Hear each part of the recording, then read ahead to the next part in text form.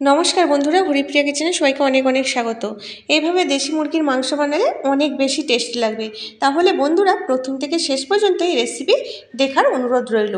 আজ আমি হাঁড়ির মধ্যেই দেশি মুরগির মাংস বানাবো, তাই হাঁড়ির মধ্যেই দিয়ে দিচ্ছি 2 থেকে 3 চামচ সর্ষের তেল। তেল গরম হতেই গোটা গরম মশলা যেমন এলাচ, দারুচিনি, লবঙ্গ দিতে হবে। এরপর গ্যাসের ফ্লেম মিডিয়াম রেখে তেল গরম হতেই তেলের মধ্যে 2 চামচ রসুন বাটা দিতে হবে।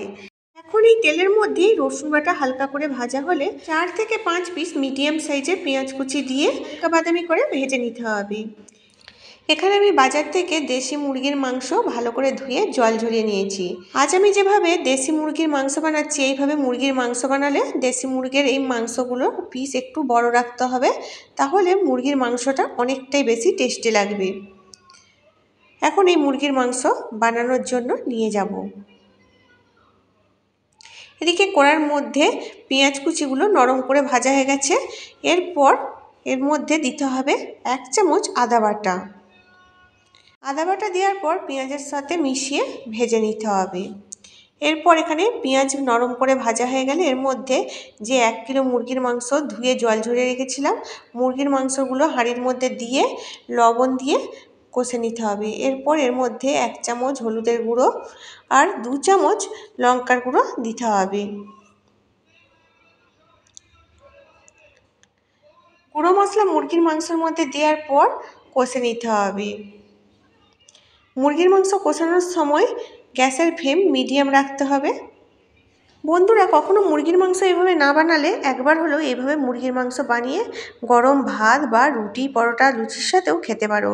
দারুণ টেস্টি এইভাবে মুরগির মাংস বানালে একবার হলেও বানিয়ে খেয়ে দেখতে পারো।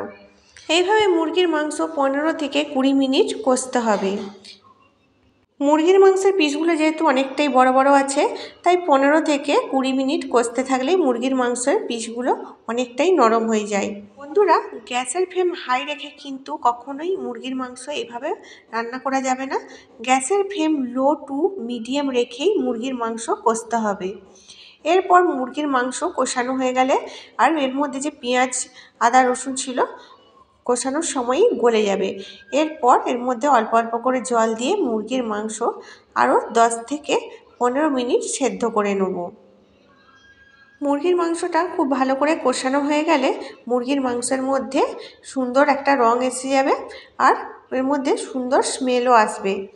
এরপর মুরগির মাংসের মধ্যে জল দিয়ে 10 থেকে 15 মিনিট সেদ্ধ করে নেব।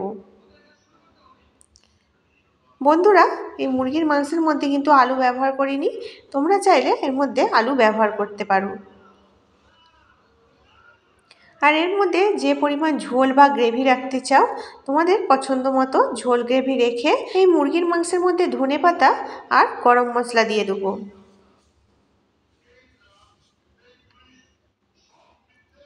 এরপর গ্যাস বন্ধ করে পরিবেশনের জন্য নিয়ে যাব।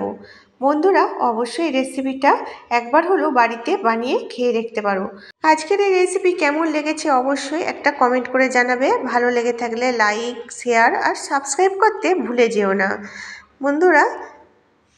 বন্ধুরা এইভাবে দেশি মুরগির মাংস বানালে রঙে, স্বাদে সব দিক দিয়েই সেরা হবে।